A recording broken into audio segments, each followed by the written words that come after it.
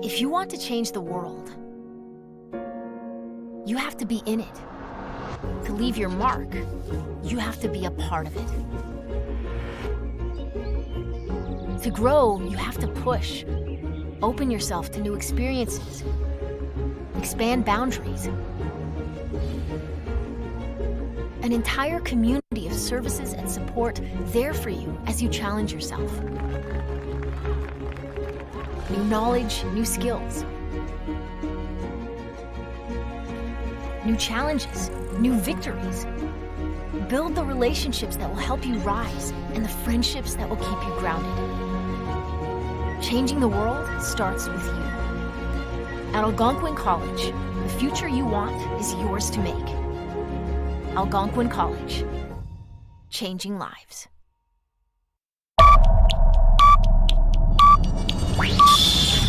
10, 9, 8, 7, 6, 5, 4, 3, 2, 1, 0.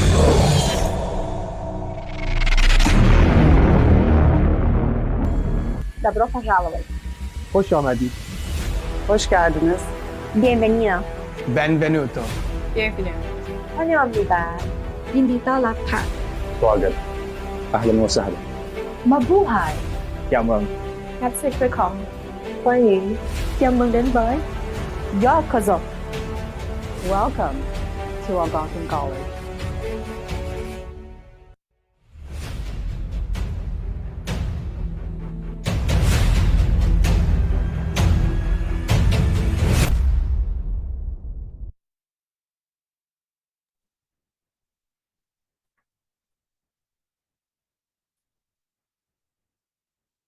Hello, everyone. Welcome to our 2023 Fall Student Orientation. My name is Sebastian Munderang, International Student Advisor with the International Education Center, commonly known as the IEC. We are delighted to have you join us today, and we're grateful to be able to warmly welcome you to Algonquin College. Our faculty and staff are dedicated to supporting you throughout your studies and helping you make the most of your time here.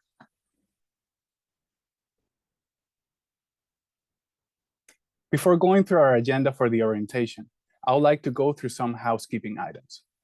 This webinar is recorded. The slides and recording will be available on September 1st on the iCENT app under Student Orientation tab. We will learn more about the iCENT app in the next few slides. Your chat function is disabled during the presentations, but you can still receive our announcements and resource links in the chat throughout the presentations.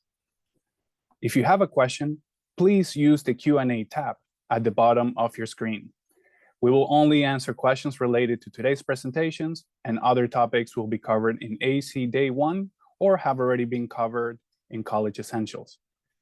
The registration and recording links are available on your iCENT app under the Student Orientation tab. Please note, we highly encourage you to listen to each presenter carefully, as most questions should have already been answered and covered by our panelists. Please save your questions for the 5-minute break or at the end of each session. Please know we won't be able to answer questions from anonymous users. We're excited to announce that we have prepared a fun game about today's presentation content, where all of you will have a chance to win 3 $25 e-gift cards. Hopefully this will motivate you to listen carefully throughout the presentations. And lastly, when you leave the session, you will receive a link to complete a feedback survey. By completing the survey, you will have yet another chance to win a gift card to the AC Connection store, graciously sponsored by Garmin Insurance. First and foremost, we would like to take a moment to acknowledge that Algonquin College is located in the unceded and unsurrendered territory of the Algonquin people. Traditionally known as Anishinaabe, Algonquin people are the original inhabitants of the wide swath of territory along the Ottawa River. In Algonquin culture, it is appropriate for guests to acknowledge the hospitality of their hosts when entering their territory. With this tradition in mind, Algonquin College respectfully thanks the Algonquin people for hosting us on their ancestral lands. If you are an Algonquin College International student studying at either of the two CDI college locations in Mississauga or North York, please contact AC Student Services at cdicollege.ca for orientation information, including arrival services, campus services, timetables, and information about the Greater Toronto Area. You can visit ACCDI website to learn more about all support services available to you. This orientation is scheduled for approximately 2 hours. We will start with a welcome introduction from our Senior Vice President Academic, as well as our Director of the International Education Center. We will then move on to a quick introduction video about our iCENT app and how it can be a very handy tool for you to navigate relevant information at Algonquin College.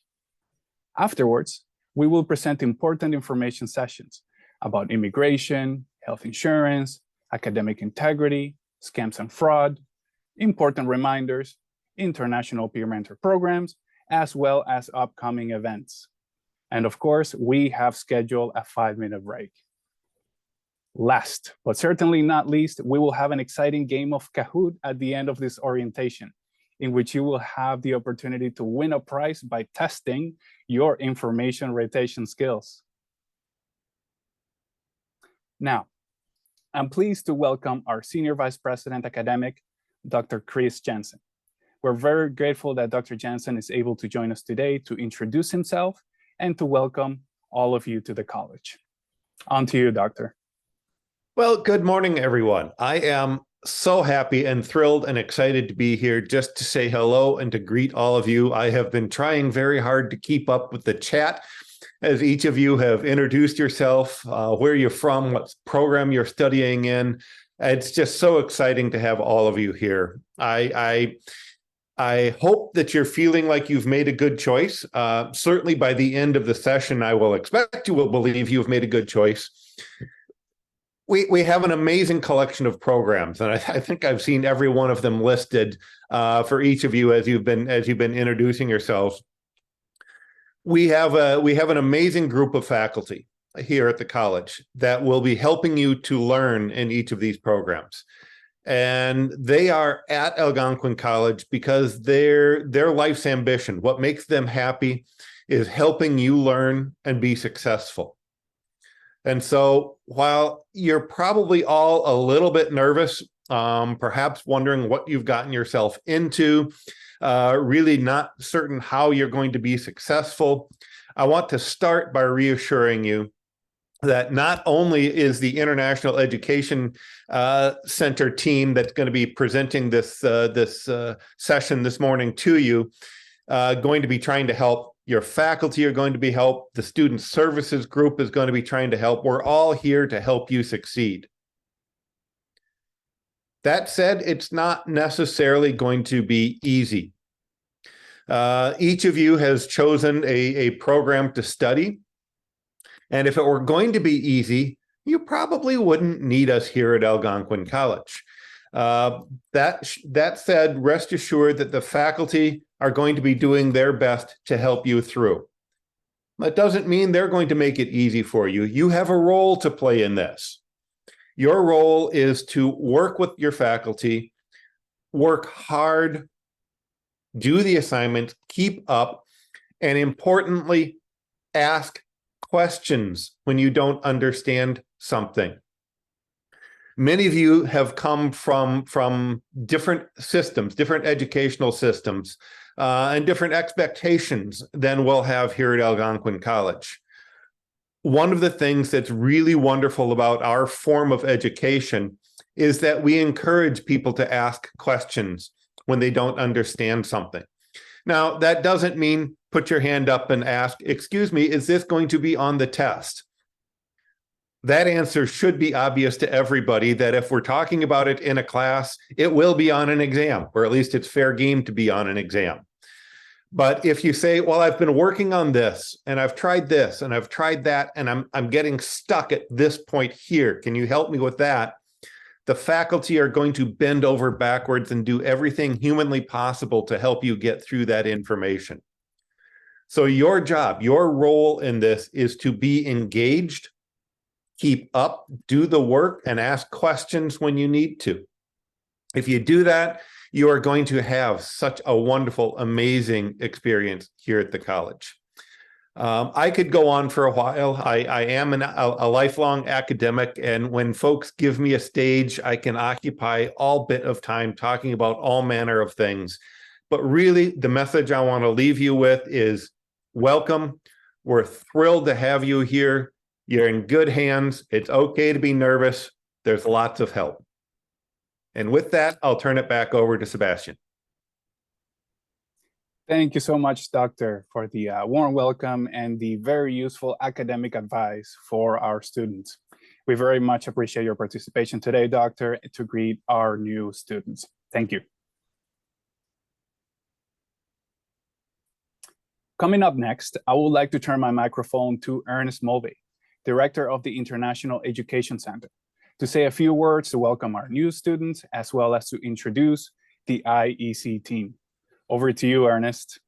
Thank you, Sebastian. And I'd also like to thank Dr. Jensen for taking the time to greet our students. As I see more and more students are still joining the orientation. We are so pleased to welcome you. We take it as a privilege to receive you as international students. We know that you've had choices to study almost anywhere in the world, including remaining in your home country. But of course, once you choose Canada, you have lots of choices for places to stay in Canada.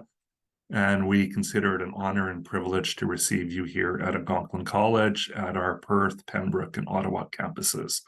I want to echo what Chris has stated. We are here to help you. We want you to succeed both academically, but also in every other way. And that includes socially, enjoying your time in Canada, making new friends, and just having an amazing experience from your academic experiences to everything else that you're going to do here in Canada.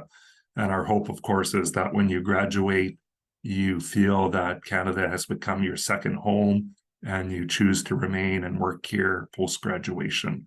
That's always our goal.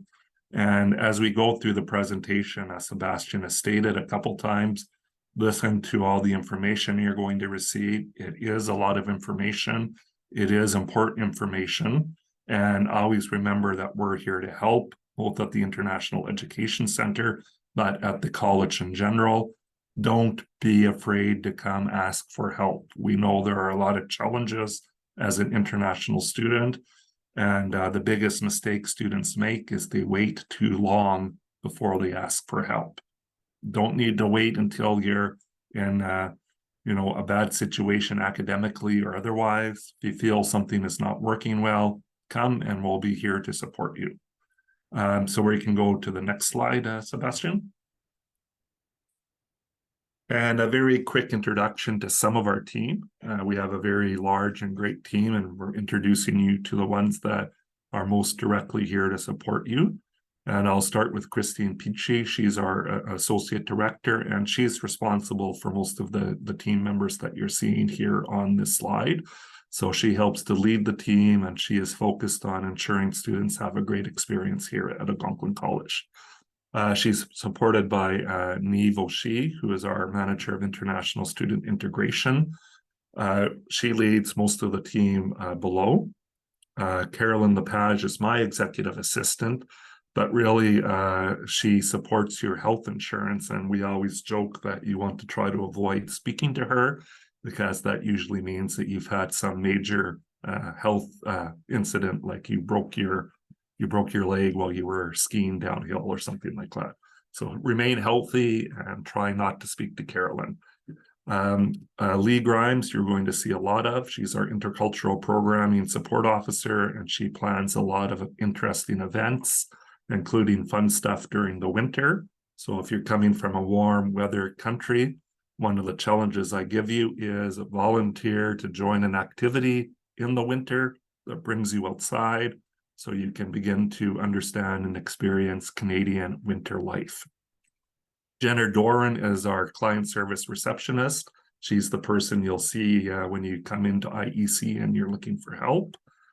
And then we have a team of international student advisors, and they're the ones that really do all of the hands-on work in supporting you. and they meet with you and provide you with a lot of information and support. I'll start with Michelle Cameron, who is the lead of the team. She's going to be presenting shortly on immigration information, but she works with the rest of the team, which includes Sue Hodgins. She's been with Algonquin College and has tremendous experience in supporting students. Sonia Bell, who supports students both here, but she also visits the Pembroke campus. So if you're in Pembroke, you may be seeing Sonia.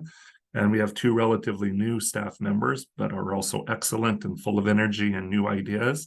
Ben He, and of course, Sebastian, who is leading this presentation. So I'm going to hand off back to him and just reiterate, we're here to help you. We want you to have both a great academic and overall experience at Algonquin College and in Canada. We're here to help. And some of that includes things such as arrival services, settlement services, integration support, orientation such as this. One of the key things we do are immigration, refugee, and citizenship Canada support, providing you information and other services. GuardMe health insurance support will help you if you want to do a program change or withdrawal. We have peer tutoring support. Also ask you to volunteer as a peer mentor, usually not in your first semester, but as you gain more experience at the college, you can certainly come volunteer and help us with our peer mentorship program. As I said, Leah has the social and cultural events. We support paid and volunteer opportunities, and you're going to learn very shortly about the iSent app. I can't state again how important it is for you to download the iSent app on your phone, because you have tons and tons of information that you can access from that app that gives you information about life in Canada, to your academic help, to everything. So I'll now formally hand off to Sebastian as he jumps to the next slide. Thank you, Ernest, for the encouraging welcome words for our new international students and the introduction to the IEC support team. Thank you. Coming up, folks, I am delighted to introduce our wonderful guest speakers today. We will have Brad Peck from GuardMe Insurance, Carrie Carty, Administrator of Academic Integrity Department, and Joanne Merlick from Security Services of Algonquin College. They will later present on important topics related to GuardMe health insurance, academic integrity, as well as scams and fraud. Now, I am very excited to introduce and showcase our iSent app. As Ernest mentioned, it is quite important that you do download it. This app was specifically designed for Algonquin international students. Join me and let's take a look how you can stay informed and navigate Algonquin College information easily, all accessible at your fingertips. Welcome to the iSent app. iSent is a free, one-stop shop designed to help Algonquin College international students access campus resources and services. In this video, we'll review key features of iSent to help you succeed at Algonquin College. Let's get started. First, you will need to download and register for the app. Download the app from a Canadian region or Google Play or App Store. Start by choosing Canada as your region and register with your preferred email. Then choose Algonquin College as your institution and fill out your personal details. Now you are all set to use iSent. Now that we're in the app, let's explore what iSent offers. You can access campus service information and resources via the landing page tabs.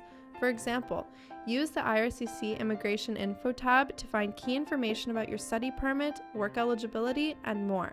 The most convenient way to book a virtual or in-person appointment with one of our international student advisors is by using this tab as well. Want to find out what's happening on campus? Check out Events and Workshops tab, which includes campus event calendars, so you'll never miss events that interest you. If you get tired of bookmarking different websites to access your frequently used web pages, then you will love the Self-Service Portals tab. This tab gathers Algonquin's most frequently used online portals in one place for student convenience. Please also make sure to check out the Support and Connections tab to find ways to connect with other students and discover valuable volunteer or work experiences available in Algonquin College. Last but definitely not least, your physical and mental health are critically important. The Health and Wellness tab includes information on your health insurance plan, mental health supports, and the Center for Accessible Learning. Finally, let's look at an important feature for staying up to date on information. When there are updates, you will receive a push notification, and the bell button at the bottom of the screen will also indicate if you have any missed notifications. We also use this function to notify you when a new international student newsletter is available. It is very important to review the newsletters for information and reminders. This video only provides a short overview on how to navigate iCENT. We encourage you to explore the tabs and resources on this app to further ease your life and to help you be successful during your studies as an international student at Algonquin College. What a wonderful video production. Folks, it is worth mentioning that this video was created by one of our interactive media design students. This speaks for the professional development opportunities that international students have during the studies at Algonquin College. Please note, we're constantly improving and updating the app for easier information and navigation. You may find minor differences when using the app compared to the intro video that we just presented. Please review your phone's system settings to ensure push notifications from iCENT are enabled. This will allow you to receive all of our announcements as they are sent in real time. Welcome to. Now, I will turn my microphone to my colleague, International Student Advisor, Michelle Cameron, who will share essential immigration information which you are required to know as an international student in Canada. Just a reminder, folks, please don't rush to ask your questions yet. Do finish listening to the session first and ask your questions afterwards. This way, you won't miss any critical, important information. From now on, we will be disabling the chat function so that you can focus on the presentation and all of its content. Michelle, over to you. Thank you so much, Sebastian, and welcome all new international students. We're very excited that you are joining Algonquin College. I don't want to repeat everything that's already been mentioned to you, but really, in order to be successful with your studies, you do need to ask for help when you need it, rather than waiting until the last minute. So this is my biggest piece of advice for all of you being new. Ask questions and invest in your studies. We'll get started with this presentation on immigration information for international students. Immigration, Refugees, and Citizenship Canada, IRCC, is the governing body that regulates international students. There are a lot of different rules that you, as study permit holders, need to follow. Not following the rules could result in a refused future application, or depending on the rule that was not followed or broken, may receive a ban from the country. So following the rules is very important. It also helps you with your future goals if you are planning to stay in Canada permanently.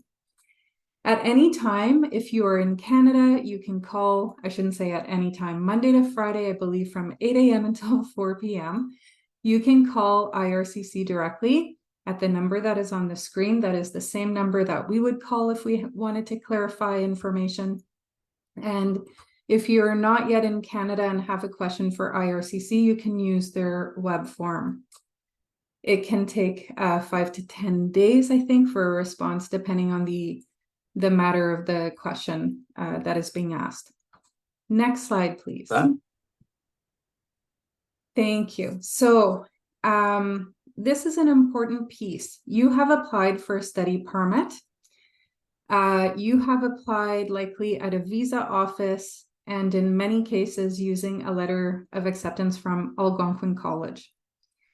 When your study permit is approved, you are expected to meet conditions. It is a must. You must be enrolled at a DLI. Algonquin College is a DLI. You must be enrolled at Algonquin. You must show that you're actively pursuing your studies by being enrolled full-time.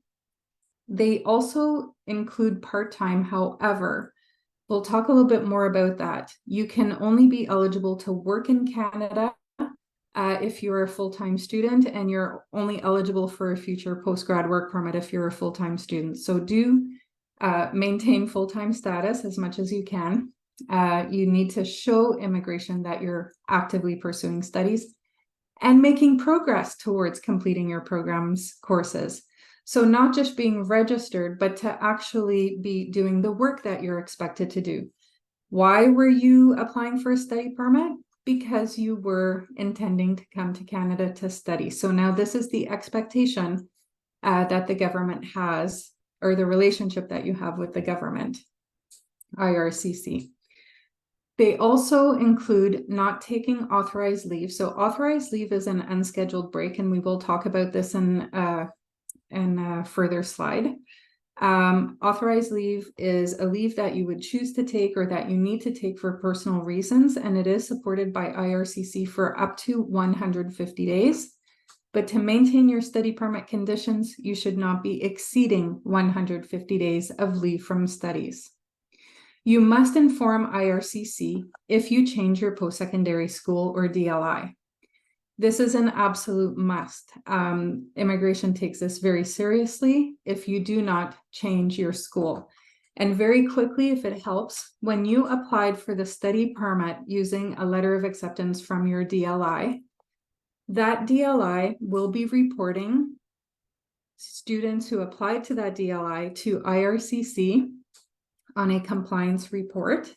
So if you're tagged at another school and you haven't informed IRCC that you've changed your school, then the school that you're tagged with will be reporting you as not studying, which means that you're not complying to the study permit conditions, and therefore it can be quite serious. So please change your DLI or your post-secondary school in your IRCC secure account as soon as possible. The expected graduation date that is found on your letter of acceptance may differ from your actual graduation date. We're mentioning this here because a lot of students worry about the date that's put on their letter of acceptance versus the date that they may actually graduate from. Now that you're here in Canada, that expected graduation date that is found on your letter of acceptance doesn't really matter anymore. You should have access to a letter of enrollment from your Access account where you can adjust an expected graduation date in case you need to extend your study permit in future. There is no consequence to you from IRCC if the graduation date on your letter of acceptance is not in fact the date that you will be graduating. We just wanted to mention this because we do see a lot of students who worry about this. Next slide, please. Social insurance number. So you'll see on our events calendar that we are offering, in partnership with Service Canada, social insurance number clinics, where you'll be able to get your social insurance number on campus. The social insurance number is issued after you arrive in Canada, and it's issued by Service Canada if you meet eligibility. Eligibility includes having a remark on your study permit that indicates you may accept employment on or off campus, and or you have a work permit with Algonquin College as your employer, that is your co-op internship work permit. Either of those documents could be used to secure your social insurance number. Special note, and we will talk about this as well in some upcoming slides, that the work permit that has Algonquin College on it is only meant for work that is part of your studies and not for any other kind of work. Service Canada does not regulate international students, IRCC does. This means that if you receive a social insurance number, it doesn't mean that you're allowed to work right away. You still have to respect your eligibility for working on or off campus. Not every student who receives a SIN number is eligible to work. Having the study permit ensures that you can get the SIN number, but having a SIN number, again, does not authorize you to work. IRCC provides the rules that you need to follow in order to learn if you're authorized to work. The SIN application, if you're unable to make it on campus, is found in the iSent app under Student Resources. If you can make it to one of the SIN clinics on campus, it'll be the easiest way and fastest way for you to secure your social insurance number. Next slide, please. Off-campus work, study permit. So the study permit is mentioned here because it's the study permit that also authorizes off-campus work for any kind of work that is not part of your studies. We're mentioning a temporary measure here that was announced by IRCC on October 7th, 2022.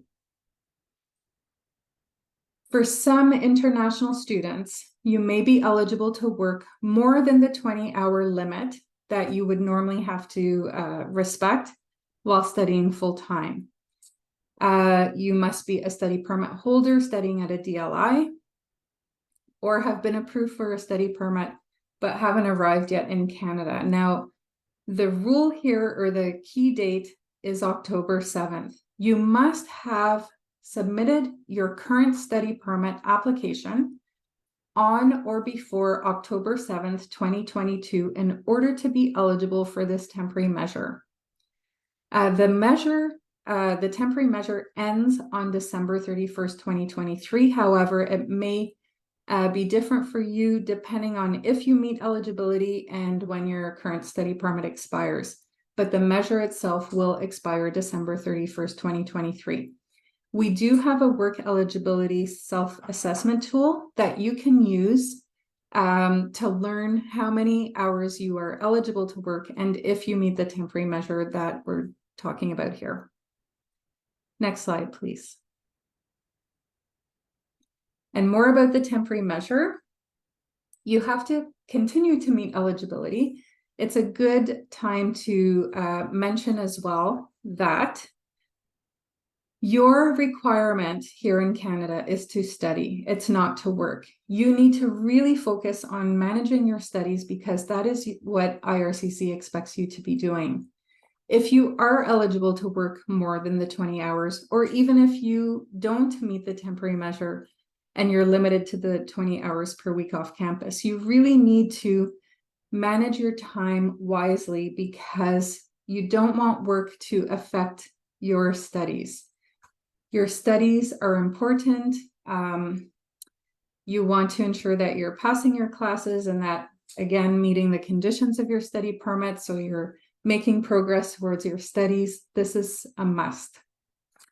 Having said that, if you are eligible for the temporary measure, you would be eligible to work unlimited number of hours or full-time. So what does that mean? The hours are regulated by provinces. So for Ontario, hours of work includes 48 hours to be considered full-time. You could work more than that, but an agreement between you and your employer to work additional hours would have to be discussed or confirmed by both you and the employer so that you are compensated appropriately based on labor laws of Ontario. We'll go to the next slide now. So more about off-campus work, not related to the temporary measure, but again, reiterating that the study permit authorizes on and off-campus work. Some of you may have received a work permit, and we will talk about that in an upcoming slide. The study permit authorizes on and off-campus work. It cannot be used for work that is part of studies, unless you are eligible for the temporary measure, which we will talk about as well in an upcoming slide. The study permit must have a remark that indicates you may accept employment on or off campus. If your study permit does not have the above remark, and it's worth a mention here, if you arrived and didn't receive your study permit at the border, please come and see us or send an email, to iecsupport@algonquincollege.com and put in the subject line, "I did not receive my study permit upon arrival to Canada." We have learned that some students, depending on the border, the port of entry that they've entered Canada, may or may not have received the study permit. So please let us know so that we can try and support you as best as we can. For the majority of you, though, hopefully you have arrived and you have received the study permit. And take a note of your study permit. It's very important that, and for those of you who have not yet arrived, note that when you arrive in Canada at the border, you will receive the permit in most cases when you're entering. Before you walk away from the border officer that provides that permit to you, take a look at it, because if a mistake is made on the permit, you have an opportunity to have it corrected on the spot. If you happen to walk away from the border officer and later discover that there's a mistake made on your study permit, you will need to amend it, but only if a mistake was made. Otherwise, if, for example, you initially studied or applied to study for language courses, as an example, you would not have been eligible to work off campus, and therefore you would not have a remark on the study permit that indicates you can work off campus. If you are now in an academic program, you will want to change the conditions of your study permit so that that remark can be added. That is not a mistake. That would be changing the conditions of your study permit. If a mistake is made, you can amend the study permit. But again, a tip, before you walk away from the officer that has provided you with the permit, take a look at it. If it needs correcting, you can have it corrected right there on the spot with the officer that provided it to you. Next slide, please. On-campus work. So the study permit authorizes on-campus work. You have to be actively studying in your program. EAP students and ICHS students, Intro to Canadian Health Studies students, are eligible to work on campus if studying full-time, and of course all other students who are studying full-time. You must have a valid study permit, have a social insurance number, and there is no limit to the number of hours for on-campus work. Again, the Ontario province regulates the labor laws, so you're welcome to work unlimited number of hours. Note that the college may have a limit, though, as to how many hours they would provide to a student. But for IRCC purposes, you can work unlimited number of hours on campus. You can work, if you're eligible, on campus as well as off campus, and we'll talk about off campus in just a moment. For IRCC always states you must stop working on campus on the day you are no longer studying full-time or when your study permit expires. This is a great opportunity to suggest that you remind yourself a few months before your study permit expires to extend it if you need to. Don't let your study permit expire. You can continue your stay in Canada by extending your study permit or applying possibly for a postgrad work permit after you complete your studies. Next slide, please. So more about off-campus work. It authorizes you to work on or off campus, the study permit, if there is a remark on your permit and you meet eligibility. So in this case for off-campus work, unfortunately, EAP and ICHS students are not authorized to work off campus. And the reason why is that the program, well, for EAP students, it's because language students are not eligible to work off campus. And for ICHS, and for, we may have students in bartending, this would also include bartending students in the 4-month program of bartending. You are not eligible to work off campus because the program, in order to be eligible to work off campus, must be a minimum of 6 months in duration. ICHS and bartending are 4 months and therefore do not meet that requirement for off-campus work.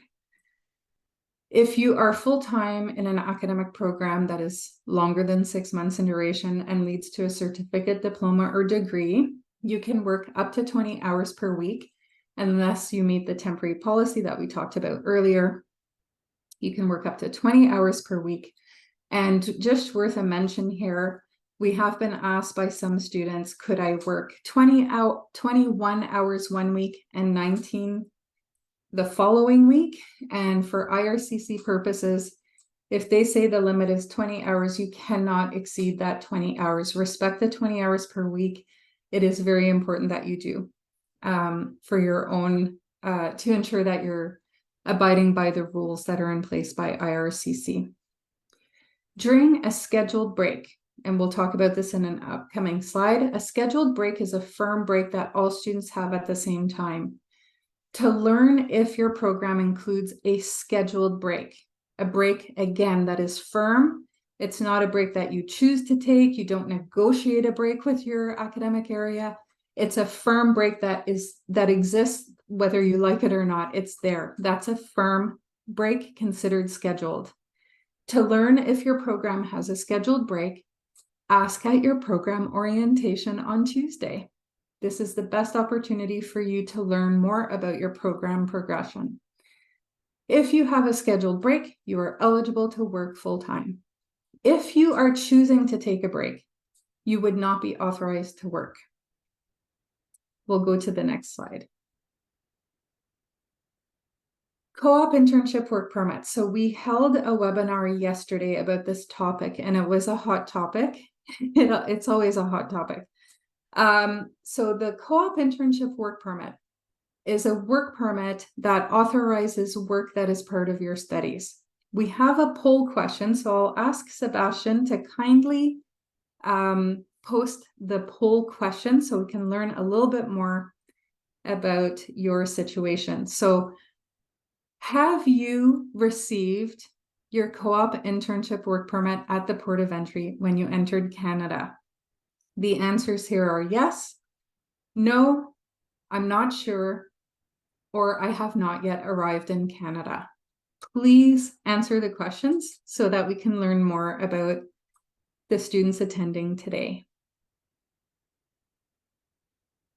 And Sebastian will give us a bit of a heads up when the poll closes.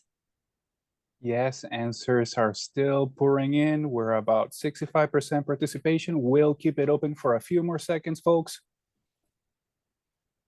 We'll close it in 5, 4, 3, 2, and we have reached over 70% participation. We'll go ahead and close the poll. Thank you, folks. And now we have the results. So 58% of you have received the co-op internship work permit. 19% have not. 8% not sure. That's okay. That's why that answer is there. Did I don't know. And 14% of you have not yet arrived in Canada. Thank you so much for providing the answers. This is very insightful for our team. For those of you who have not received the co-op work permit or are not sure, we'll provide a few steps here. So the co-op internship work permit is a must if you have work that is part of your studies. It doesn't have to be co-op work. If it is co-op work, you definitely need the work permit, but you also require it even if the work is not part of a co-op program. Refer to your letter of acceptance to learn if you have a work requirement. It could be an unpaid placement, a field placement, volunteer hours, a project, an applied research project, perhaps. It could be work hours that is required for you to complete, paid or unpaid, in order to graduate from your program. There's all sorts of different types of work that are part of your study program, and IRCC requires students to have special authorization to complete work that is part of studies. That is why the study permit cannot be used for work that is part of studies. For IRCC purposes, the definition of work is different with the career type of work that you are completing in your program if you have a work requirement. And it doesn't impact the Canadian labor market. It competes with the Canadian labor market. And so in order for IRCC to ensure that jobs are safe for Canadians, citizens and permanent residents, not safe, but are secured, it's part of the labor market. Students who have work that is part of studies require a special work permit to authorize that work. And that is why this work permit is required. Again, the study permit cannot authorize work that is part of your studies. That's why this is an important topic. And we have seen, the negative consequences that students have if they are completing work without this required work permit. So it's very serious. And please do apply for it if you've arrived and have not yet received it. The work cannot form more than 50% of your studies. If you arrived and your letter of acceptance says that you have a work requirement, but you weren't given the co-op internship work permit when you entered Canada, you can apply for the co-op internship work permit. We have a handouts page that can provide some guidance. And of course, you can reach out to our team for additional support and guidance with the process. Next step, please, or slide. Next step. Okay, more about the co-op internship work permit. Again, I can't say it enough times because it's very important that students understand that the study permit does not authorize work that is a requirement of your program. To learn if your program includes work, paid or unpaid, any kind of work, refer to your letter of acceptance. The need for the co-op internship work permit does not mean that your program is a co-op program. So we've listed the website here that will show you what programs are co-op. But even if your program is not a co-op program, you may still require this work permit to authorize the work that is part of your studies. Let's see what else here. I think that's good. We'll go to the next slide, please. Oh, yes. The temporary measure that we mentioned earlier, allowing students who are eligible to work more than the 20 hours per week, may also be able to complete work that is part of studies without the need for the co-op internship work permit. This is due to the temporary measure that was announced by IRCC on October 7th, 2022. We've provided, I believe, the work eligibility tool. If you meet the temporary measure, the measure ends on December 31st, 2023, or possibly sooner, depending on your study permit. You could complete some work that is part of your program up until this date or your study permit if you meet the temporary measure.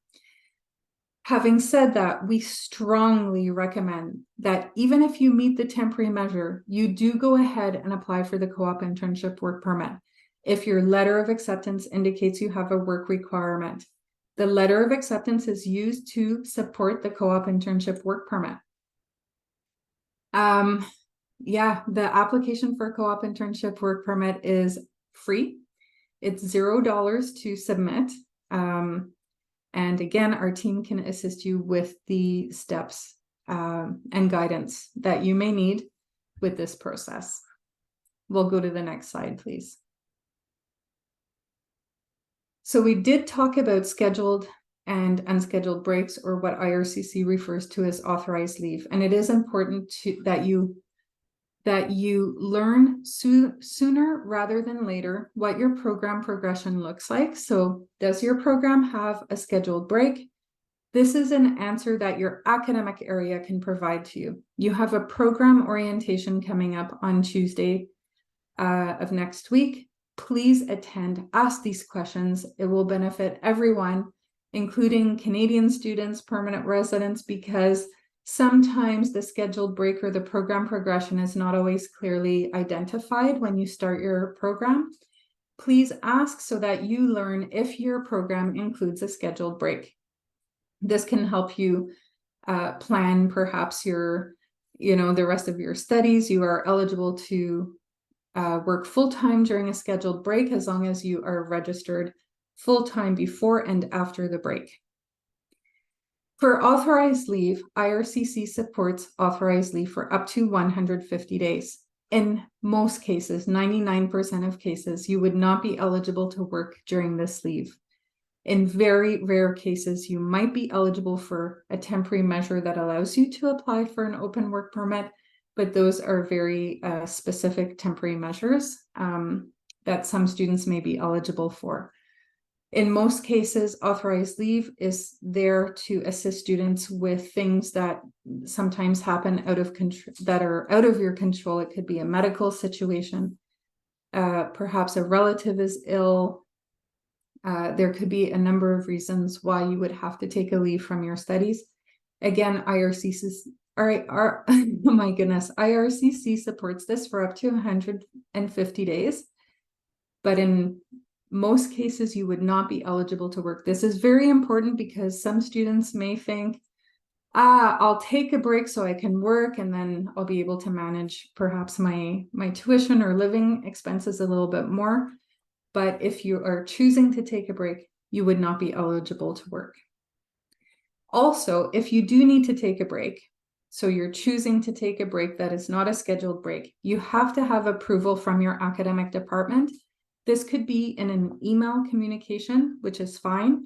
You also must have approval to return to the program from your academic area.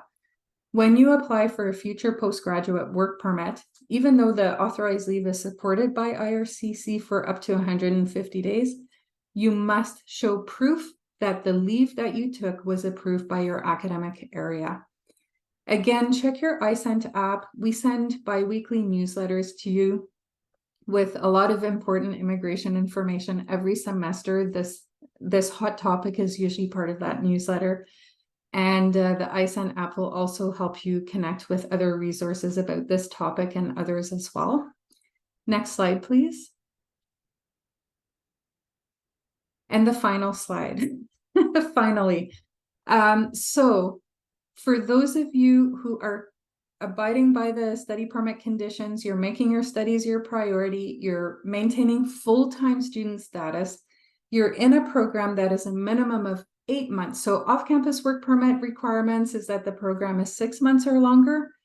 For post-grad work permit, the minimum length of the duration of the program must be 8 months. To learn what your program length is, take a look at your program website. It will let you know if your program is a 1-year, a 2-year, a 3-year, or a 4-year program. So, and just to note, you may be in a 1-year program, even if you have 8 months of study. That is very typical for 1-year programs where you have perhaps a fall semester and a winter semester, and then you graduate. Take a look at the program website to learn more about the length of your program. As mentioned, you have to maintain full-time student status. The exception in this case is you can take a leave from studies that we've talked about for up to 150 days, not more than 150 days, however. That means that you're not meeting eligibility for postgrad. And you can be part-time in your final academic session only. It means you cannot be part-time in any other session with the exception of your final semester. You can study part-time, however, during a scheduled break. That's an exception as well. If you meet all of these requirements, full-time status in all semesters with the exception of your final semester, and you have not taken a leave from your studies for more than 150 days, you can apply for the postgrad work permit. You have to wait until you receive graduated status before you can submit the postgrad work permit application. And you will have all of the documents you require to support the postgrad work permit application on your Access account. You must have the graduated status to action the letter that you need to support the postgrad work permit application. If you take a 1-year program, you would be eligible for a 1-year postgrad work permit. If you take a 2-year, 3-year, or 4-year program, you will be eligible for up to a 3-year postgrad work permit. There is no work permit, postgrad work permit issued for longer than 3 years. 3 years is a max. And something else that's important that's at the top here that I didn't mention, you can only apply for this postgrad work permit once in a lifetime. You cannot apply for it a second time in the future. Once, and that is it. So it is very important for a lot of you taking a 1-year program to determine if you're going to go ahead and apply for a postgrad work permit for 1 year, or in a lot of cases, students choose to add a 1-year program. And in that case, it would make you eligible for a 3-year postgrad work permit. The post-grad work permit is an open work permit that is very popular because it is also a popular pathway for permanent resident status. We invite every semester representatives from Immigration, Refugee, Citizenship Canada to present to you information on express entry, which is a very popular pathway for permanent residents. You'll see a session coming up on September 15th, I believe, that you could sign up for if you have the availability. And if you miss the express entry webinar coming up on the 15th, rest assured that we will, with our IRCC partners, we'll be able to present these webinars to you every semester. So I think that's it on my end, Sebastian. We'll go to the next slide. I think that is, yeah. Thank you very much, everyone. Thank you so much, Michelle, for this super insightful presentation. Folks, if you have any immigration-related questions, please consult our IRCC resources on our website. Likewise, you may book an appointment with one of our international student advisors, which can be done directly through your iSend app or under the IRCC Immigration tab. We also run IRCC workshops regularly throughout the term on various topics of interest for international students. You can find all of our scheduled workshops on our IEC event calendar under Events and Workshops tab of our iSend app. Lastly, you may email us directly at iecsupport@algonquincollege.com for more IRCC-related questions.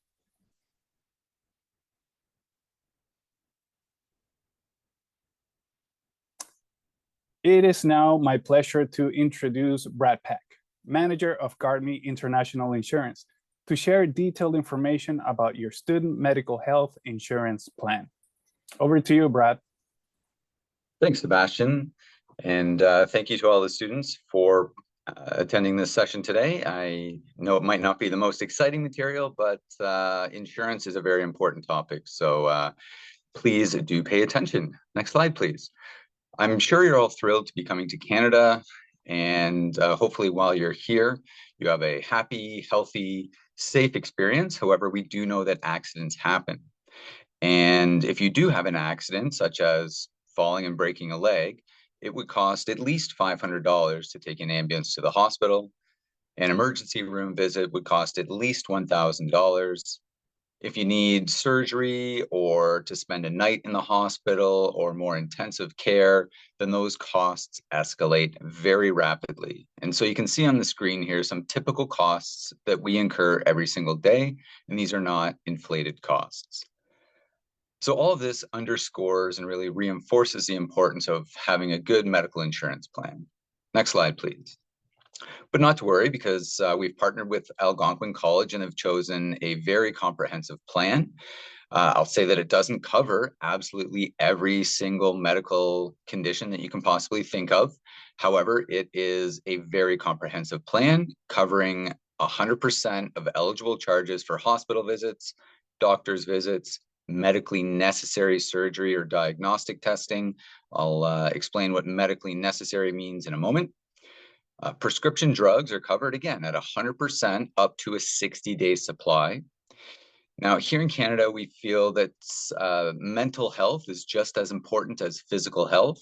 So that $2,000 benefit maximum for psychotherapy can really enable you to see a psychologist or psychiatrist for about 10 one-hour sessions. They generally charge $200 an hour. There are some non-emergency benefits in this plan as well, such as an annual eye exam just to check your vision, an annual physical exam just to check up, on your physical health.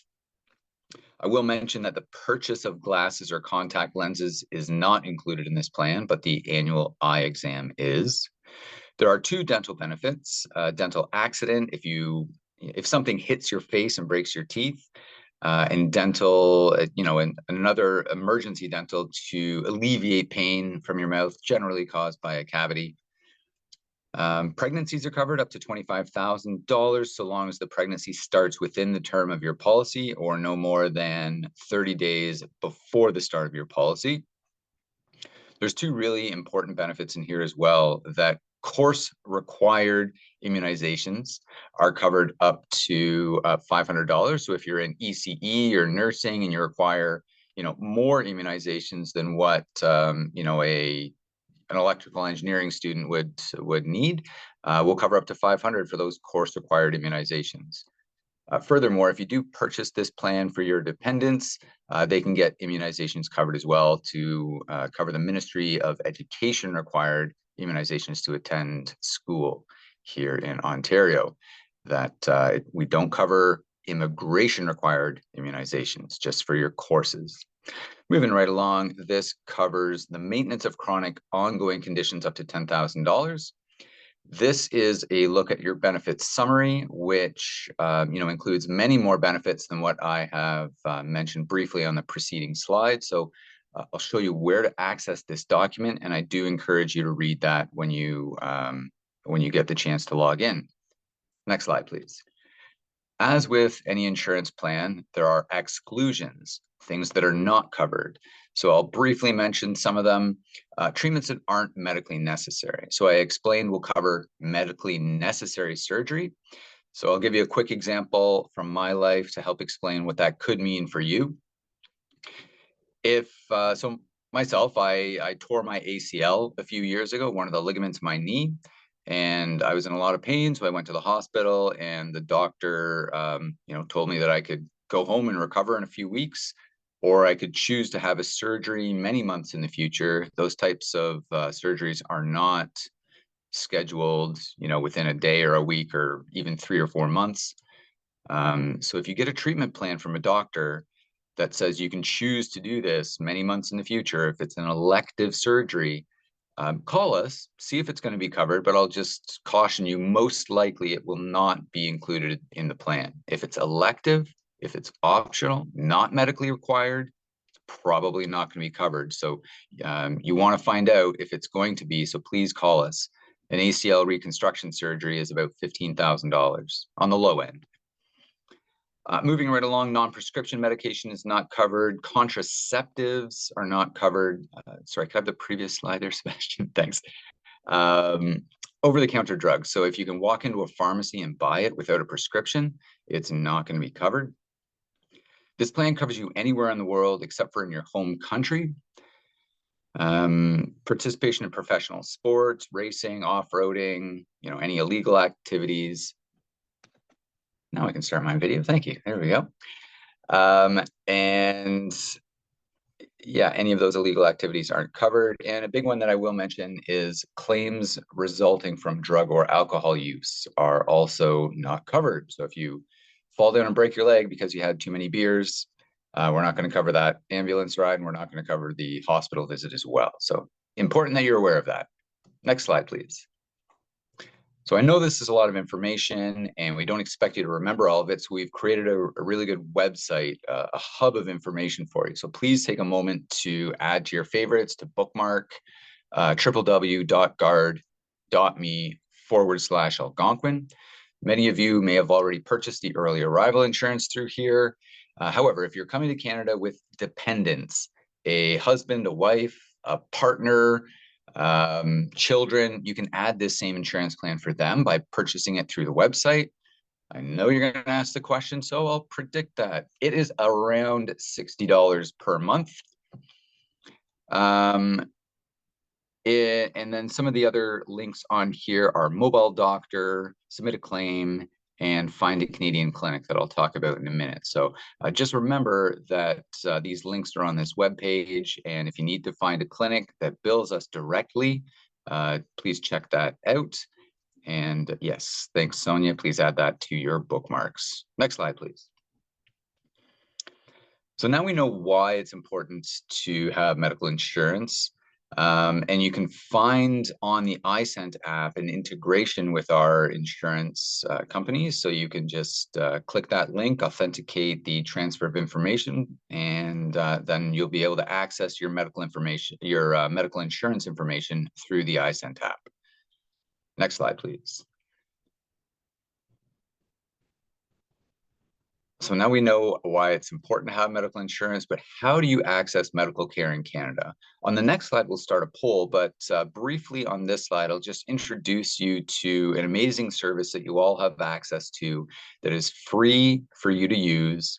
You can have a medical consultation with a doctor with an average wait time of just 5 minutes. You can get prescriptions sent digitally through the app, or you can have next day delivery of that prescription to wherever you're staying at no additional cost for the delivery. At the end of the consultation, you rate the service. So did the doctor spend enough time with you? Were they compassionate, etc.? And so to start using this service to chat with a doctor, to get diagnoses for conditions, you need to register for the service first at the link at the bottom there, guard.me/mobile doctor, or as I previously mentioned, there is there's a link on your microsite as well. So if we can go to the next slide, please, and start the poll. I'd like to know how much you know about accessing the healthcare system in Canada. So if you could just take a moment, please, to let us know. I know it very well, most of it, very little or nothing at all. This helps inform the presentations in the future. And if it's anything like the previous responses, the next few slides will be very informative for you. We'll give it about 5 more seconds, Brad, for folks to answer. Most answers are pouring in now from all participants. We'll close in 5, 4, 3, 2, 1. Thank you so much, Sebastian. Here are the results, Brad. Very similar to previous responses where, over 80%, closer to 90% of you need a little bit of guidance on how to access our healthcare system. So these next few slides should be quite helpful for you. So I previously mentioned the mobile doctor service, which is, that'll be the first recourse that I will suggest to you. You can have a doctor having a video chat just like this with you with less than 5-minute delay. But if you're out and about and you're around the city and you want to see a medical professional face-to-face, the first level of care that you can receive is at the pharmacies. So I'm just providing you with information unique to Ontario. It varies from province to province, but here in Ontario, pharmacists are now licensed to have consultations with you that they can bill to us directly, meaning you can walk into a pharmacy at a Walmart, at a Shoppers Drug Mart, at any of the large chains, see a pharmacist. If they, for one of these medical conditions that's listed on the screen, if the pharmacist feels you need a prescription, they can write the prescription right there. You can get the medication you need in 15, 20 minutes and be on your way and on the path to recovery. For these minor conditions like pink eye, cold sores, urinary tract infections, things like that. Next slide, please. If, however, what you're experiencing is a little bit more severe, then there are walk-in clinics around the city. Sometimes they're in Walmarts as well. And these clinics are staffed by doctors and nurses that can treat you for similar minor conditions. There's a clinic in the campus on Woodruff Avenue in Ottawa, and that clinic has doctors and nurses that can treat you for these minor conditions: cough, cold, sore throat, urinary tract infections, etc. The wait times shouldn't be too bad. You can book an appointment, and you might be able to get same-day appointments there, depending on their busyness. Next slide, please. And then if what you're experiencing is more severe, kind of like the worst pain you've ever felt in your life, if you've broken a bone, if you have trouble breathing or chest pains, bad cuts that are going to need stitches, then you should use a hospital emergency department. They are really reserved for serious injuries only. The wait times at hospitals can be many hours. Personally, I've never waited for less than 6 hours. I've certainly waited for more. So know that you're going to be waiting there, and bring a bottle of water, bring your cell phone charger. You will be waiting there for many hours unless it's life-threatening, and then you'll be seen quickly. Just be aware that the wait times are quite long. We have very good level of care, but everyone accesses the same facilities. Next slide, please.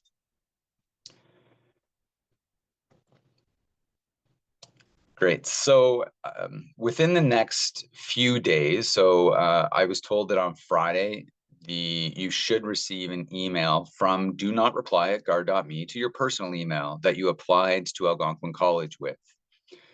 So that email will be shared to us, and we'll provide you, we'll send you an email with a link in the middle to activate your account. Once you activate your account, this is what your dashboard looks like.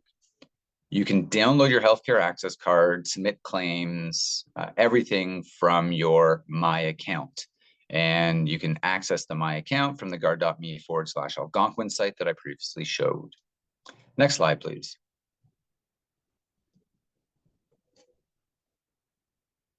So this is what your GuardMe card looks like. It is proof of your medical insurance. So you can get this through iSent, through My Account, but please keep a copy of that with you at all times. More than being proof of your insurance, it's a direct billing card, meaning you can show this to pharmacies, clinics, and dentists for direct billing, meaning you won't have to pay out of pocket for those eligible expenses. So it's a great way to save yourself some money and some time by having this card with you at all times. Next slide, please. So I mentioned a couple of times when it's important to call us if you get a treatment plan from a doctor and you have questions whether it's going to be included, but please also call us before being admitted to the hospital or before expensive diagnostic tests like an MRI or CT scan. We're available 24/7, so please reach out any time of day if you have questions for us. Next slide, please. If you do pay out of pocket for medical expenses, you can either submit a claim to get your money back online. That is the preferred method. It's fast, free, and easy. You'll need a photo of your receipts or scanned if you have a scanner. Or you can print your GuardMe claim form and mail it to us with your original receipts. Either way, we can reimburse you quickly and easily with a prepaid debit MasterCard if you don't have a Canadian bank account. On the claim form, that's called a claims reimbursement card. Or the easiest and most common way is direct deposit to a Canadian bank account. If you're about to graduate and go back to your home country, we can do a wire transfer, no problem, or we can mail you a check as well. Next slide, please. So you can contact us anytime. We're available day or night. Customer care at gard.me is our email address. And please bookmark the gard.me/Algonquin email website so that you have access to all these links. I don't think I mentioned this previously, actually. So if you do have a medical emergency and you need an ambulance to come and take you to the hospital, the emergency assistance number in Canada is 911. Similar to the US. So each country has a different emergency access number. Ours is 911, and you can request an ambulance to take you to the hospital with that number. Thank you very much, Sebastian, and the next slide's all yours. Thank you so much, Brad. Very, very useful information. Now, folks, you can log into your GuardMe account to view your policy details, as well as to seek support on Mobile Doctor, which, as Brad mentioned, can be found on your iSent app under the Health and Wellness tab. If you have any questions that cannot be answered through your iSent app or through GuardMe customer representatives, you can also send us an email to iecinsurance@algonquincollege.com. And folks, we know you have been busy digesting all the information from this presentation so far. So let's take a 5-minute break to stretch, relax, ask questions related to the first 2 presentation sessions. We will see you back for more important information and a Kahoot game for a chance to win a prize. See you soon, folks.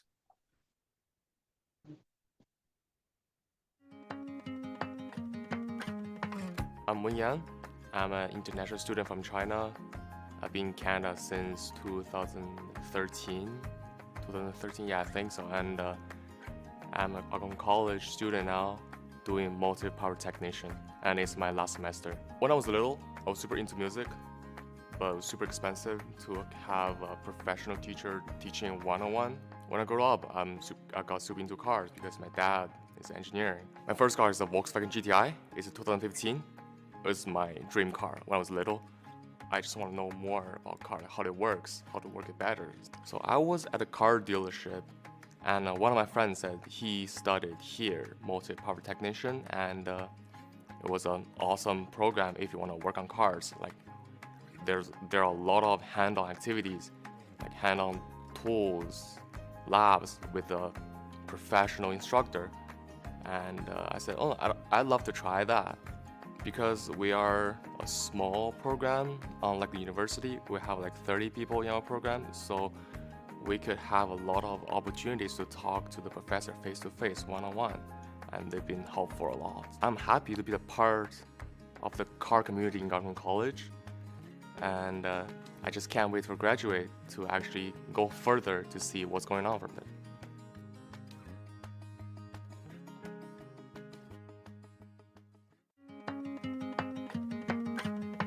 Hi, I'm Ana Maria Baracaldo. I'm from Colombia, and I came here in August last year.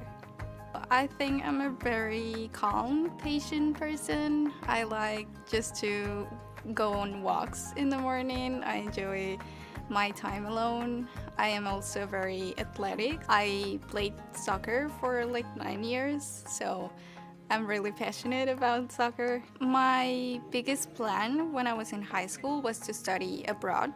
Just how Canada works, the lifestyle you can get here.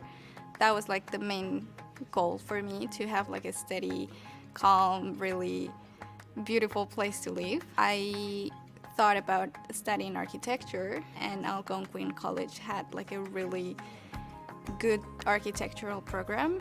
The program was really what I was looking for. I am passionate about the programming, kind of AutoCAD, just spending hours and hours doing like models and floor plans and all the little details. I'm very perfectionist and like detailed, so I enjoy just spending a lot of time designing something. All the people is really friendly here in Algonquin, and they show me where the classroom, where the gym, where I can study. So I think Algonquin College has a really good community sense, and that was like really helpful for me as an international student. I am hoping to change people's life by becoming an architect.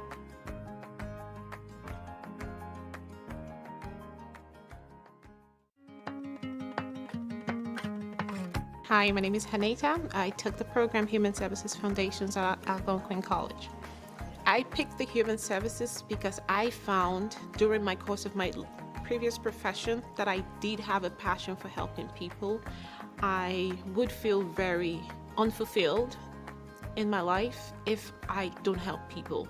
I cannot stand to see people who really need help not get the help that they need.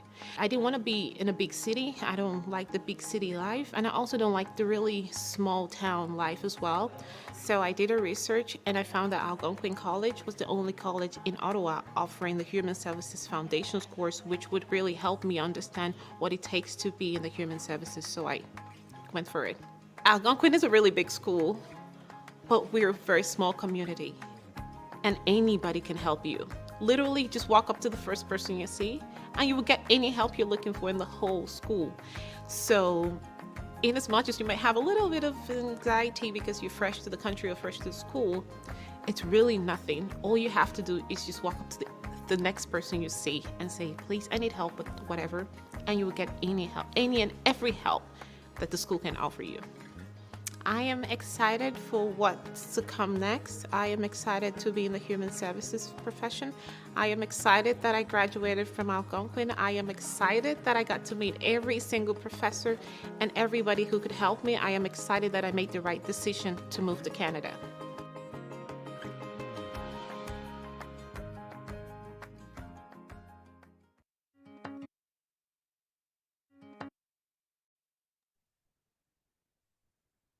Welcome back, everyone. I hope you feel refreshed after that short break. Let's continue with the orientation, folks.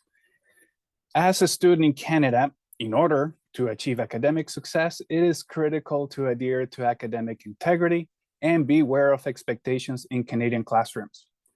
Let's welcome Carrie Carty, Administrator of Academic Integrity, as she will walk us through what you should know about this very important responsibility of yours. Over to you, Carrie. Hi, and welcome everyone. Thank you. Welcome to Algonquin College. We're really excited to have you joining our campus. And yeah, I'm happy to discuss a little bit about academic integrity. It'll just be a quick introduction, but very, very, very important information to ensure that you have a really positive experience academically while you're at college, and so that you leave feeling really good about that experience. Next slide, please. Okay, so this is sort of one of the important reminders is that academic integrity is everyone's responsibility. So it's the responsibility of students to be familiar with the various forms of academic misconduct, which I'll explain in just a few moments, and to be prepared as well, and to understand what upholding academic integrity values means as a student. But it's also the responsibility of staff and faculty or professors as well. And we have a policy called AA 48. That's our academic integrity college policy, which outlines really how to ensure that you follow these values in all of your assessments and your studies, and how to avoid misconduct. Next slide, please. Okay, so just a reminder about what integrity means. It means just a willingness or an ability to really follow the values of honesty. And when we talk about academic integrity, it means a commitment to demonstrating honesty in all of the work that you do and all of your assessments that you undertake. And so this is really important when we think about the assignments and the assessments that you'll have. It means making sure that you give credit to authors when that's applicable for the ideas that you might be sharing. It means being mindful about even how much help you're offering your classmates, and also, of course, making sure that you're familiar with the rules in assessments, in quizzes, and abiding by them. And so you will find that the rules and the instructions for tests, quiz, assessments, assignments, they will change by assignment, they will change by professor as well. And so it is your responsibility to be aware of what those instructions and rules are, and that if you have any questions to always ask your professor so that you're clear. A few examples of misconduct that we do see from time to time. And I want to be very clear that the misconduct we're talking about, sometimes the student has no idea that they've done anything that could even be considered misconduct. Unfortunately, whether it's intentional or unintentional, because it's everyone's responsibility to be aware of the policy at the college, that still stands. So I'll give you a quick rundown and overview right now, but some of the common ones that we see, of course, are plagiarism. And so in some countries, plagiarism is not considered a form of academic misconduct, but in Canada it is. And so very, very important to always give credit to the ideas or the content, pictures, music, videos of someone else. And so we see this most commonly in essays that are turned in, sometimes in coding files, sometimes in graphic design as well. And so we have a ton of resources, not only on our website, but also through our library on the website that explains exactly how to make sure you're giving credit to someone else's work and avoiding plagiarism. We also have students come to us sometimes because of not following instructions on tests or other assessments, such as quizzes. Perhaps they're talking during an exam or sharing information with someone else. Perhaps they've gotten a hold of a previous exam and they've shared it. And so all of that sort of falls under the category of cheating. We also, though, do see students who come to us because of reasons of unauthorized collaboration, meaning the assessment instructions were to work individually on an assignment, and unfortunately they sought the help of their classmates and they completed the assignment together, which is also considered a form of academic misconduct. And so when those incidences are reported to our office, we always meet with students. It is a learning opportunity the first time we meet with you, and our goal is to make sure that you understand the policy, but also that you are equipped with all of the tools that you may need in order to feel, again, very successful while you're at the college. We do have a full module available in the Succeed in Canada course in Brightspace that we really encourage you to check out, which covers how to avoid academic misconduct and how to cite and reference your work. Next slide, please.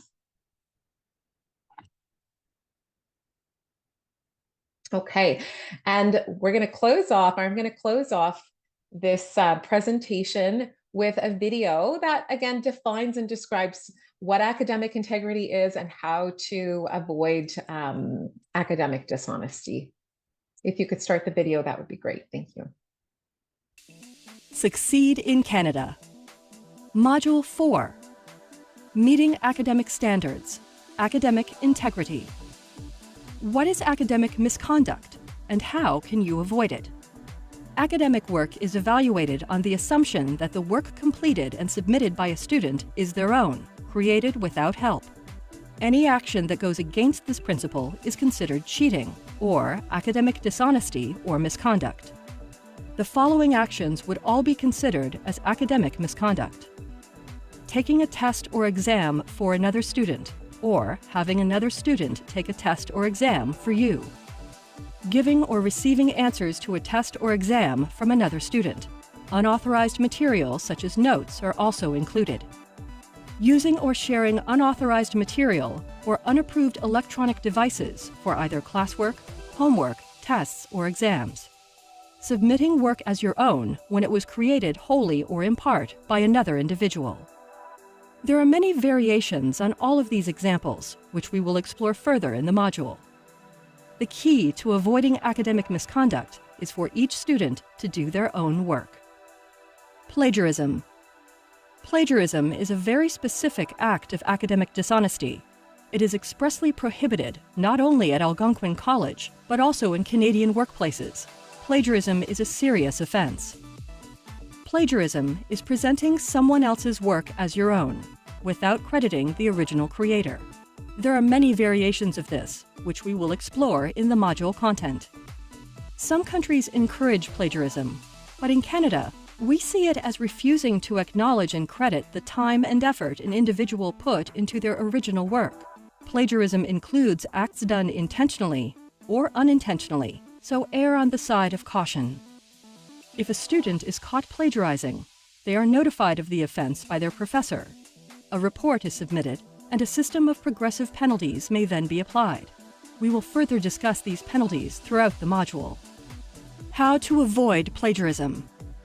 Never cut and paste text from any source, even if translated from another language. Never copy text that is word for word, and never use other students' papers or previously submitted work. Use your own words. Take notes from the original source, then write your draft based on your notes. If you paraphrase, be sure to cite your source and include references. We'll explore this in great detail in the module. Academic integrity is important to Algonquin College. policies ensure that all students have access to a fair education and that each learner meets the standards set by the college. While your professors will be on the lookout for academic misconduct, they begin the term by trusting that you will be committed to approaching your studies in a fair and honest manner. Now, let's take a look at the module and explore these ideas in more detail.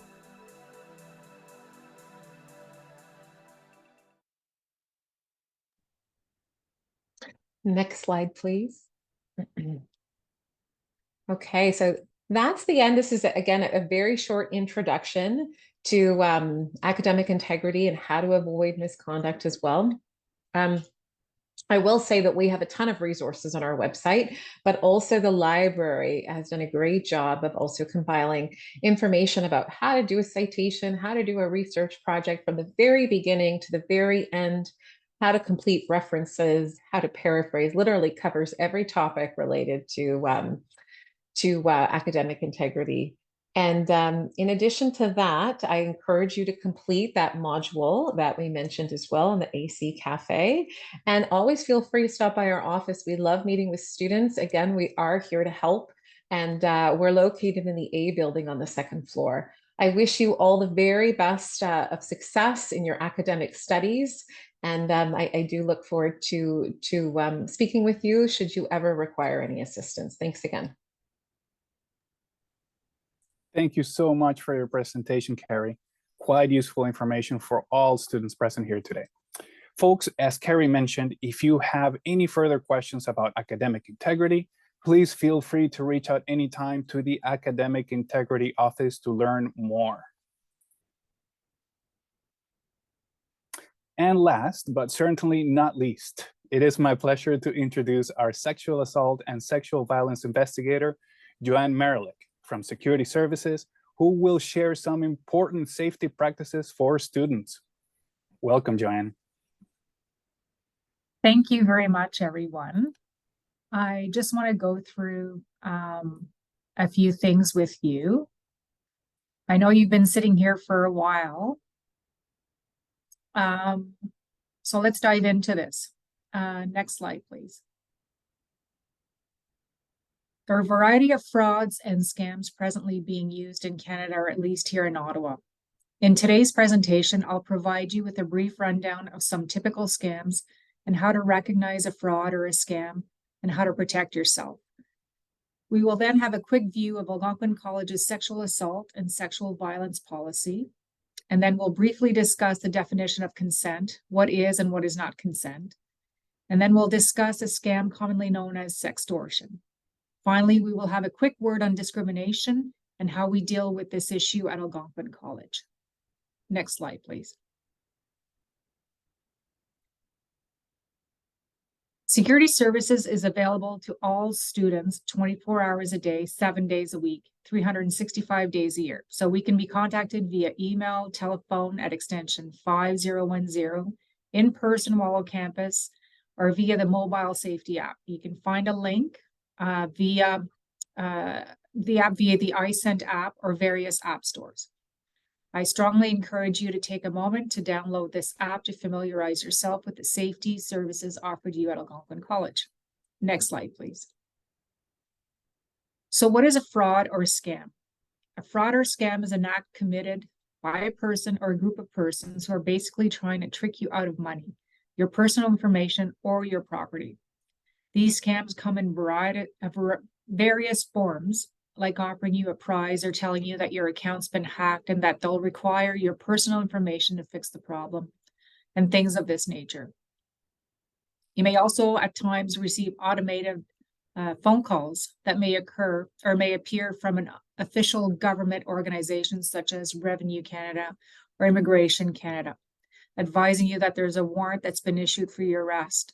In the message, you may be asked to contact a certain number and that you have to pay a fixed amount of money or the arrest warrant to be canceled.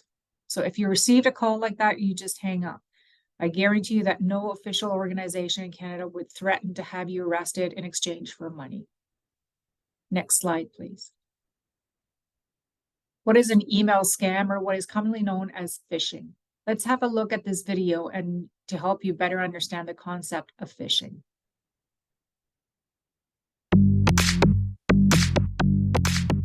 While checking your email, you receive an alarming message from your bank. It says that your account might be jeopardized and provides a link to enter in your private information.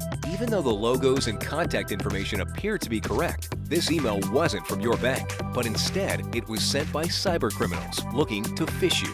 Phishing is when scammers trick you into divulging personal and financial information by pretending to be a legitimate source. Just like fishermen cast lines with bait attached, these scammers send out official-sounding emails, hoping that you will let your guard down.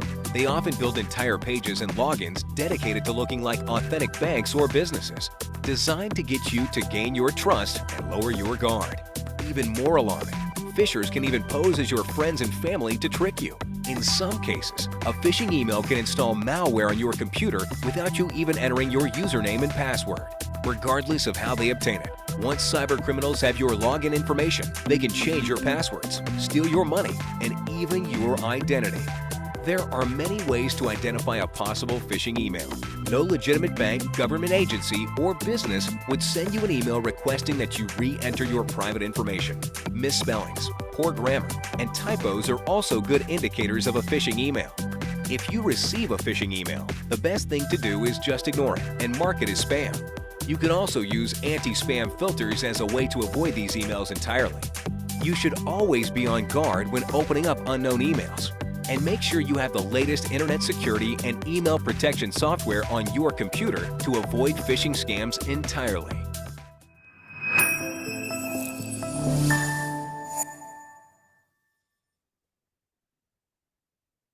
Next slide, please. And now we have spoofing. Let's have a look at this video.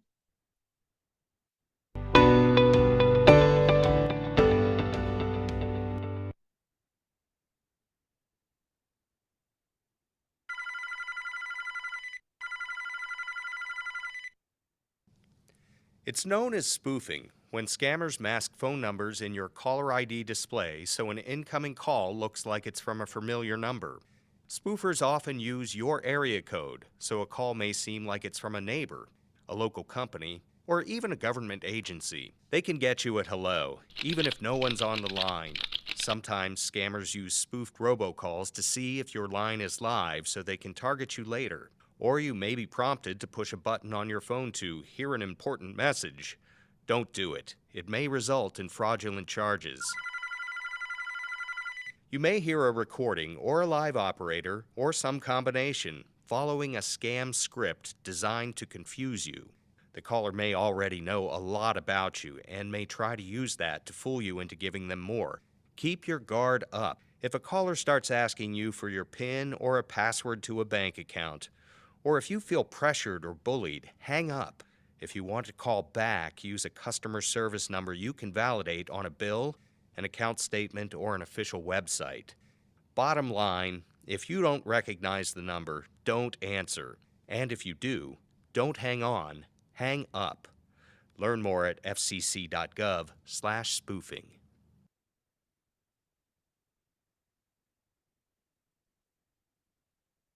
So if there's anything that you should retain about this session today, it's that no official government agency in Canada, your bank, or Algonquin College would contact you and demand immediate payment or threaten you with deportation. And I should briefly mention that some scams are also attempted via text message.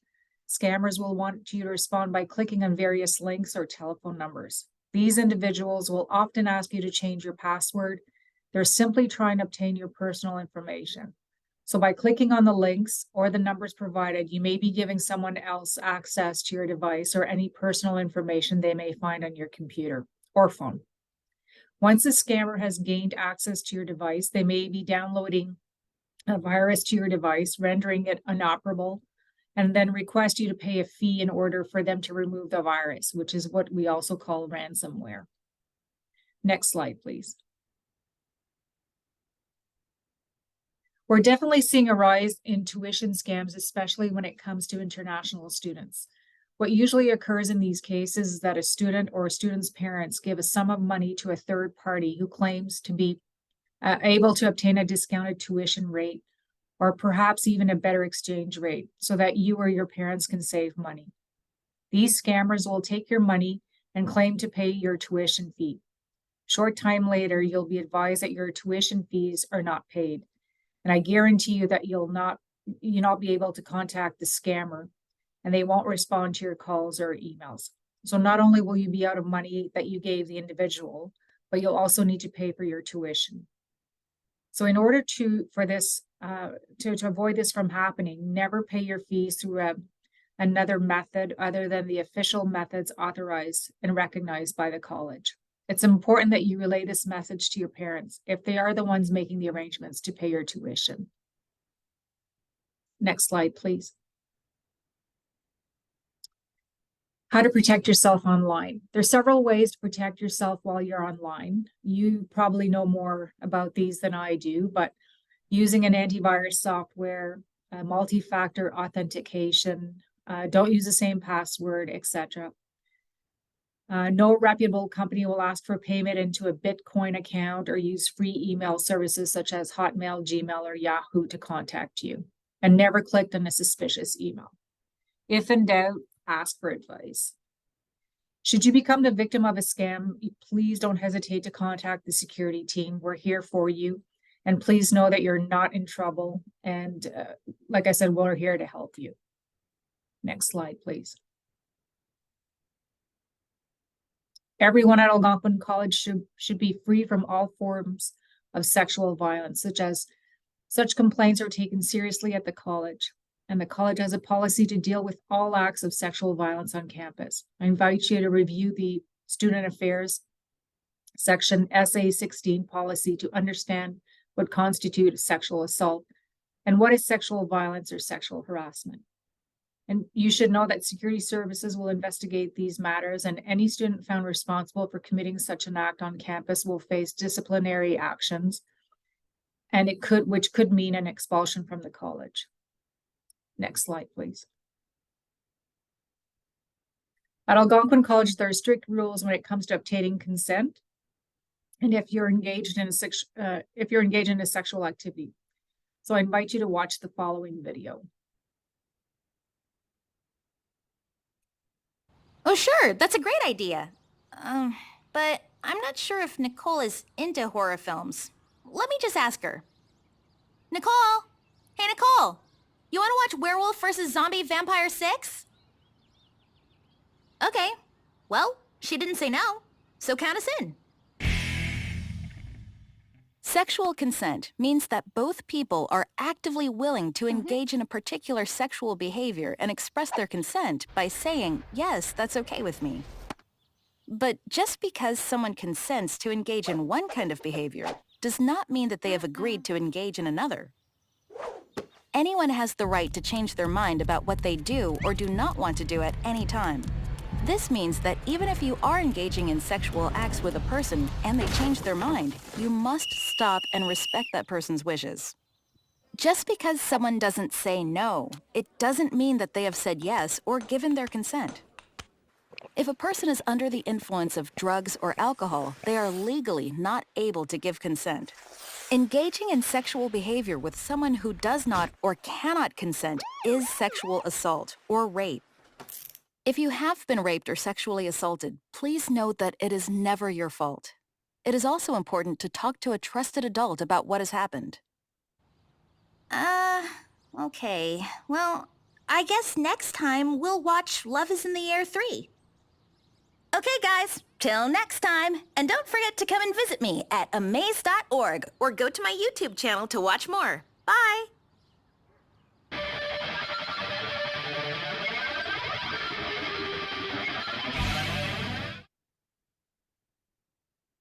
Next slide, please. So as we've seen in the video, consent is really a part of our everyday lives, and you can consent to one activity, but not the other. You can stop engaging in a certain activity at any time. The concept of consent also applies to sexual activity. If a person has previously given you consent, that doesn't mean they consent to all activities. So remember, you can withdraw your consent at any time. You cannot obtain consent to engage in a sexual activity with another if a person's asleep, intoxicated, or under the influence of drugs. You cannot coerce an individual into providing consent. In other words, you can't threaten or blackmail a person to obtain their consent. If you're initiating sexual activity and if you're responsible to get clear, concise consent for the sexual activity. Next slide, please. If you're a victim of any form of sexual violence on campus, I recommend you seek assistance and guidance. Such can be done by reaching out to a professor, counseling services, security services, or even a friend. It's important that you are not alone and that we are here to support you. Next slide, please. As we know, webcams have become a very useful tool in everyday life, but unfortunately, these webcams can also become a tool for scammers, those looking to blackmail other individuals. Let's look at this video to understand a scam commonly known as sextortion. Play video, please. Oh. Oh. Hi. Hello. Shall we play a game? Oh, okay. If you take off your shirt, I will take off mine too. Oh. Oh. Are you sure? Ooh. Be wary of video chatting with strangers, as they may record what you reveal and use it against you. If you don't pay me $10,000, then your photos will be all over the internet. This might happen to you. Think of the consequences before you act. Don't become a victim of cyber extortion. For more information, visit www.scamalert.sg today.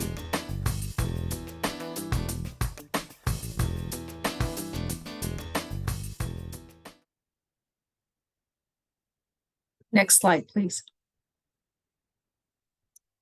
Unfortunately, we've had some students in the past fall victim to this scheme. I understand that many of you are looking to make new friends, but the one thing I suggest is that you're very careful with anyone you choose to interact on your devices and the activity in which you choose to engage in. Should you become a victim, I encourage you to contact security services and we'll assist you through the process. We ask that you keep all correspondence between yourself and the involved individual, as this information will assist our investigation. More importantly, please remember that you are the victim and you're not in any trouble at the college. Next slide, please. Algonquin College believes everyone should be free of any form of discrimination. Should security services receive a complaint of discrimination, the complaint will be investigated and any sanctions imposed followed by the investigation will, for the most part, be imposed by the Student Conduct Board. The college's values of caring, learning, integrity, and respect are values that the college holds dearly.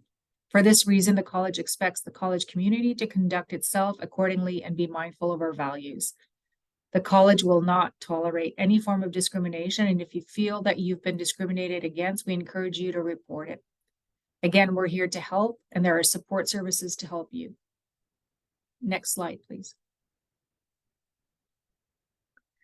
There's a list here, a few resources that you may want to familiarize yourself with regarding the city's public and emergency services. But more importantly, in any case, any life-threatening emergency, you have to call 911 for police, fire, and ambulance.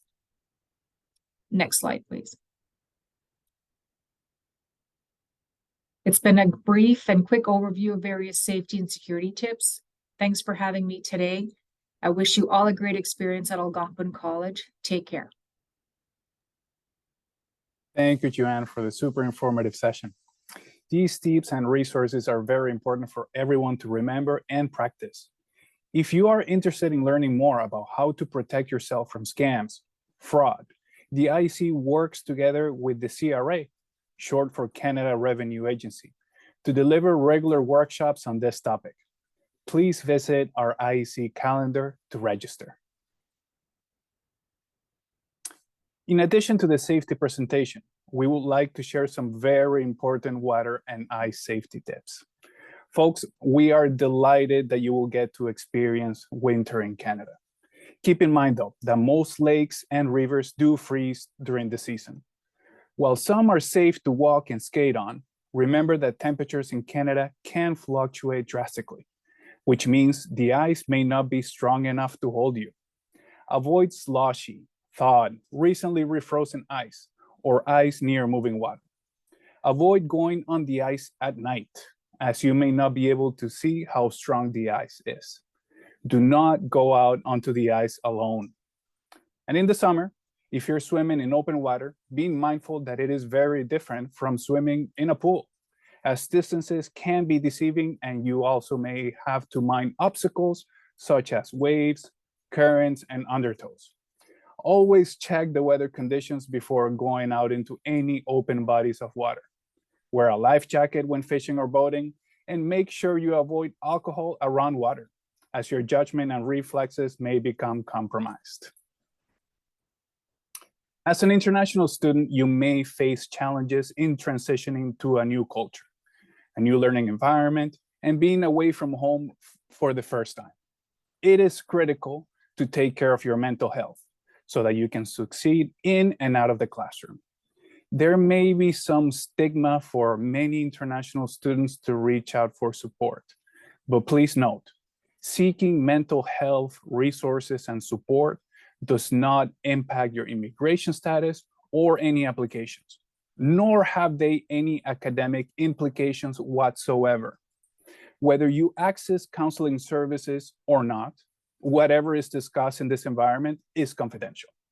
If you're ever feeling stressed, overwhelmed, or you just wish to speak to someone, the staff and faculty at Algonquin are here to support you every step of the way. So please feel free to reach out to all mental health supports available to you. Another important and mandatory reminder, folks, is to follow these 2 steps to help us ensure we can contact you or your trusted family members in the case of an emergency. The first step is to update your local address, simply done by logging into your Access account, finding the Profile tab on your left-hand navigation bar, and then clicking on Edit My Profile. The second step is to update your emergency contact, which can be done on MyAC 360 through your iSend app under Self-Service Portal. Now, I will be passing the floor to my colleague Leah Grimes, our Intercultural Programming Support Officer, to talk about the International Peer Mentor Program, as well as upcoming exciting events designed for international students. Over to you, Leah. Hello, everyone. My name is Leah Grimes, and I'm the Intercultural Programming Support Officer with the IAC. I'm the last speaker today before we move on to the Kahoot game, so sit tight is the short message. So it's very exciting for me to introduce the International Peer Mentorship Program. This program is designed for you to connect with an upper year international student who will help you with your transition, help you to meet new friends, invite you to join events and explore Ottawa. Your mentor can also give you one-on-one support regarding things like Canadian class expectations, tips on studying, and connecting you with services and resources. The personal connections you will find here will definitely enrich your experience at Algonquin College. So I really, really, really encourage you to come join us. If you're interested in this program, I'm popping a link into the chat right now for you to see some more information about this. Next slide, please. The International Education Center hosts fun social and intercultural activities. So if you've signed up for the new International Student Social, which is taking place on September 1st at 11 a.m., remember that it's on the lawn of the Student Commons building, which is Building E. At this event, there's also going to be an opportunity for you to sign up to get tickets to the Red Blacks football game that's happening on September 8th. And another event that's happening is called How to Make Friends in Canada, and it's taking place on September 14th. We also offer a variety of helpful workshops to help set you up for success. In September, we are offering a couple SIN card clinics, which are taking place on September 6th and 8th, both at 9 a.m. You can also join us at the CRA information session about scams that's on the 14th at 1:30, and the career readiness workshop, which is on the 25th at 9 a.m. For anyone who, actually, sorry. I'm gonna pop the events calendar into the chat now. For anybody who wants to check out these events and sign up for them. Thank you so much. Thank you so much, Leah. So many exciting events and important activities happening this month. Folks, we look forward to seeing all of you there. Make sure you check that calendar. We are almost at the very end of our orientation. We are grateful you have given us your undivided attention. And we would like to reward you with a chance to win a prize. Let's play a game of Kahoot to see how much information you have retained from today's presentation. To play, pull out your mobile device. Open a browser and enter kahoot.it as it shows on the screen on your phone's address bar.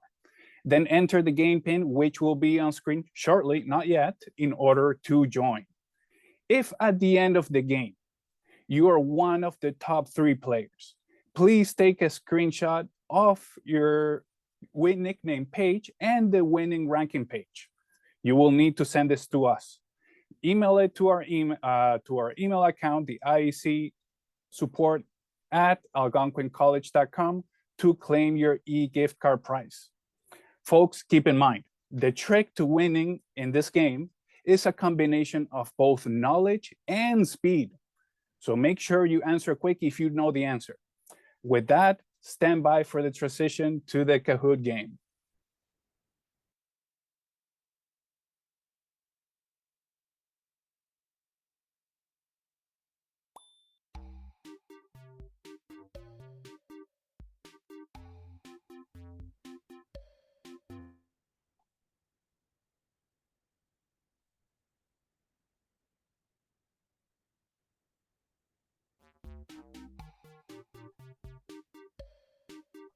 All right, folks, we can see the pin on the screen. 785-836. We see players starting to join. Ooh, they're pouring in pretty fast. Excellent. We'll give it a few more seconds to give a chance for everybody to join. Let's give it a few more seconds. Got lots of players coming in today. Excellent. It keeps going up. We'll start once the players, well, most players have joined, and the counter starts slowing down. Okay, it's slowing down a little bit. We'll give it about 10 more seconds. That would be 10, 9, 8, 7, 6, 5, 4, 3, 2.5, 2, 1, and let's get ready to play, folks. All right.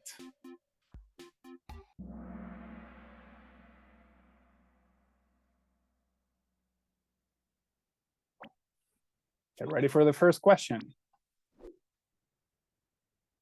What is the main condition of study permit holders? Is it to work while studying, actively pursue studies, part-time work, or I do what I want when I want? We've got about 8 seconds, folks. Remember, it's about knowledge and speed.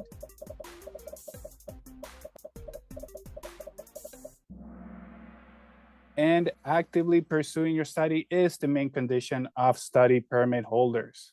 Excellent. We see the scoreboard for the first question. We'll see what happens. We're still very early in this game. There's 10 questions in total. Let's continue. What's the fastest, easiest, and most convenient way to access non-urgent medical consultations with a Canadian doctor? Is it to go to a hospital emergency room, to go to a walk-in clinic, to go to campus health services, or to use Mobile Doctor by GuardMe? We've got about 5 seconds, folks. 3, 2, 1. And the correct question, the great majority got it right. Mobile Doctor by GuardMe is the fastest, easiest, and most convenient way to access non-urgent medical consultations with a Canadian doctor. Let's see what the leaderboard looks like. Still pretty early though. We'll see what happens. Lovely Quail is leading the scoreboard. We'll see what happens. Let's go to the next question. Get ready. Can I work when I want and as many hours as I want? No, I have to respect IRCC rules about working. Yes, I can't work before my program starts. Yes, because I have a SIN. Or no, my working hours are decided by my employer. I've got 5 seconds, folks. 3, 2, 1. The overwhelming majority is no, I have to respect rules, IRCC rules about working. Good sign. Everybody was paying attention to Michelle's presentation. Excellent. Let's see what the scoreboard looks like. Okay, so we got a big shift here. Things are starting to heat up, but we're still early. Let's see what the next question holds for us. My work permit says that Algonquin College is my employer, can be used for only off-campus work, only on-campus work, is it both on campus and off-campus work, or only for work that is required by my program, like a co-op or field placement? 5 seconds, folks. Get your answers in. 3, 2, 1. Let's see. 124 people answered only for work that is required by my program. Okay, let's see what the scoreboard looks like. We got a big shift here. Glad Wildcat is leading the scoreboard. All right, let's go to question number 5. Which of the following are excluded from GuardMe coverage? Claims incurred while under the influence of drugs and alcohol. Claims resulting from off-roading and racing. Birth control prescriptions, or all of the above, folks. We've got 5 seconds to get your answers in. 3, 2, 1. And all of the above is the right answer. Let's see what the scoreboard looks like. And we still have Glad Wildcat leading the scoreboard. We're about halfway there. We got 5 more questions to go. 4 more questions to go, actually. I can work during a break that is a break that I need to take so I can work and pay for the next semester, a scheduled break, unscheduled break, also known as authorized leave, or a break that I need for personal or medical reasons. Get your answers in, folks.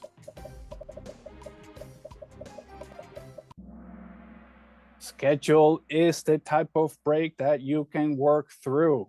Excellent. This looks good. That means you folks have been paying attention to our IRCC presentation earlier by our ISA, Michelle Cameron. Let's see what our scoreboard looks like. We still have Glad Wildcat on first place. Fuzzy Bison getting close. Okay, we're getting close. It's heating up. 3 questions left, folks. What services are available at the International Education Center, commonly known as the IEC? I can book an appointment to speak with an ISA about my study permit. Is it I can apply for 10-hour peer tutoring support via iSend? I can learn about events, workshops, and important updates, or all of the above. 3 more seconds, folks. Glad to see these answers. The overwhelming majority with all of the above. All of the above are services that the IAC can help you with. This one was about speed. I could see that people were being pretty fast about this one. Excellent. So we got Honest Egret that joined the top 3. Let's see what happens on the last 2 questions, folks. Where can I find detailed information about my GuardMe policy? Is it by asking a friend? On Google? On www.guardme/Algonquin or through the iSend app, or checking the newspaper? we've got about 5 seconds to answer. 3, 2, 1. Okay. GuardMe/Algonquin or through the iSend app is where you can find more detailed information about my GuardMe policy. Well, your GuardMe policy, actually. Let's see what the scoreboard looks like. Oh, Fuzzy Bison went down to 3rd place, and Honest Egret joins the 2nd place. Glad Wildcat still leading the scoreboard. Okay, folks, we're getting there. This is gonna be a deciding factor, a deciding question. Which action is correct when you receive a call from a person claiming to be the college asking you to transfer money? Follow their instructions to transfer money and give personal information? Is it to transfer the money first, then contact the college to confirm? Is it to hang up and contact the IEC to verify? Or to provide personal information but don't transfer any money? The overwhelming majority answered to hang up and contact the IEC to verify is the correct action to take when somebody calls you claiming to be the college asking you to transfer money. Folks, the college will never put you in the situation to transfer money right away by phone. Oh my, look at this. The first 3 places are the same, in the same position on the scoreboard. This is the last chance, the last question for the scoreboard to change. You guys ready? Let's see what the last question is going to be. What other orientations should you attend or watch to ensure a smooth start? AC Day 1, is it program orientation? Is it the recordings of college essentials / orientation, or all of the above? 5 more seconds, folks. This will be the deciding question and last question for our Kahoot game. All of the above is indeed the right answer. And let's see what the scoreboard looks like to see who is going to win the prize. So the podium looks like Fuzzy Bison on 3rd place, Honest Egret on 2nd, and we got for 1st place, we got Glad Wildcat. Folks, if you are one of these, take a screenshot of your phone right now that shows your nickname, and please send it to us to iecsupport@algonquincollege.com. Thank you so much for playing. We'll transfer back to the orientation for the very last slide, in which you have a chance to ask any follow-up questions from these sessions throughout the presentation. Thank you, folks. Stand by for the transition.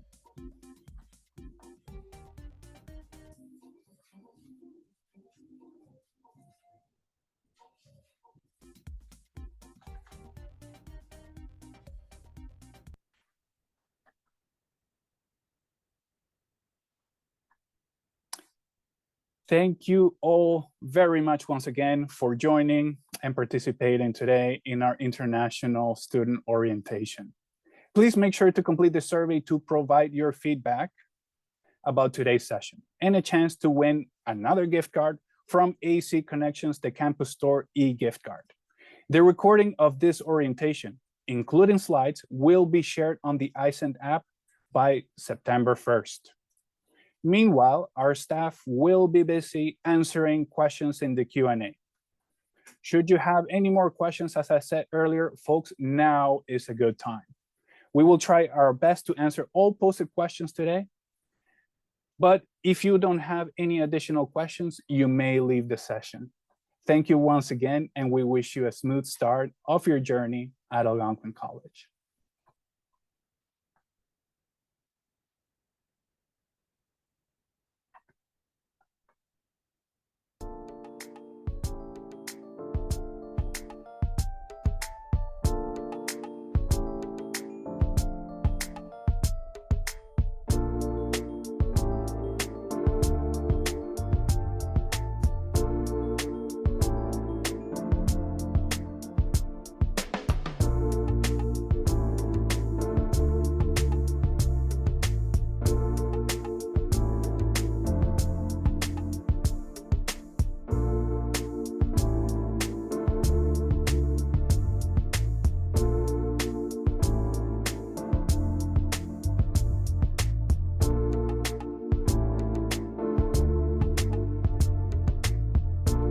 we'll keep the floor open for questions on the Q&A tab for another couple of minutes, folks.